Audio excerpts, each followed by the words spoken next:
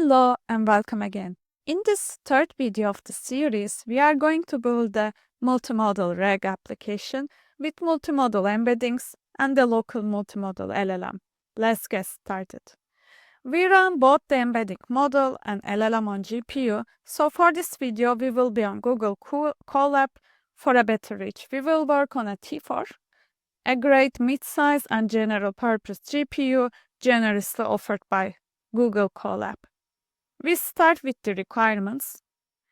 We will run LLaVa quantized to 4 bits, so we need bits and bytes library.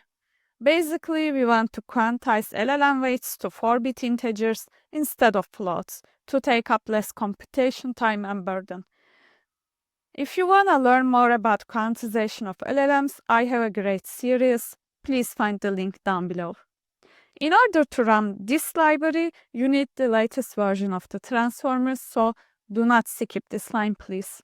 This one is coming from my side because OpenCLIP didn't work due to some requirements clash, so I had to edit. If you don't need it, then you don't need it. It's not critical, but keep in mind, if OpenCLIP does not work, please run this line as well. Okay, next we have long chain installs. We already saw these ones from the previous videos. Long-chain experimental and OpenCLIP are new here. We use this functionality, long-chain experimental, to employ the OpenCLIP embeddings actually, and this is for OpenCLIP as well. Okay, perfect. Now rest of the code actually is identical to the previous video, only the embeddings and the LLM sections are different. I ran all of the lines already, so we have everything installed. Coming to the data, I made a small data set. We have 3 images and 3 captions, and I collected them all from an open source data set from Hugging Face. We also have a query image as well. Here they are. I got the zip from the GitHub repo and I unzipped it. Let's have a quick look at the images. Image number 1. Come on. Image number 1 is an iceberg. Image number 2 is a lady in Indian sari. And image number 3 is actually a sportswear top, I don't know, for ladies. All images are synthetically generated. I am sure you noticed that as well. And today's our query image will be Mahatma Gandhi. Let me just close them quickly and then we continue to the code. For loading the documents, I go simple. I create a list of the image paths and I also place each caption text into a list like this. Let's run it. Perfect. So we have 2 lists, image paths and caption strings. Now comes the first local and first tricky part, which is OpenCLIP. Let's come. We go below. I printed the models. We skip them for now. So if you watched the previous video, in order to use Hugging Face Transformer as an embedding model, LongChain offered some wrapper classes. Now we use OpenCLIP Embeddings. So let's first jump onto the project page to see what is OpenCLIP. Here is the architecture, actually. Hoppa. As you see, this is a multimodal embedding model. There's a text encoder to understand the text, but there's an image encoder as well. So this is a multimodal embedding model. And you would see other code as well. Coming to the pre-trained models that are compatible with this architecture, you would list this as list pre-trained. And we did that actually. Here it is. Here are an options. Today I'm going to use with because I like with. Works great. And we take this checkpoint. It's open source dataset, but it works great for, general purpose images. Then we can make our import from the long chain for OpenCLIP embeddings and download the model and wrap it inside this class. Again, I pass the GPU device in the arc. So we give the model checkpoint and we went on CUDA. Again, we are going to pass this embedding function to our ChromaDB. However, this time we will add images and text separately. OpenCLIP, as we saw a minute ago, is trained on both text and image, hence can generate embeddings for both text and images. Finally, we make a retriever object from the DB simply as we want to use the retrieving and semantic similarity functionality from the DB. Let's run this line. Okay, here is our DB. Now we can play with the embeddings. Let's embed this one. And this is the embedding size. Now we are ready to throw our query. Here it is. We query with this text.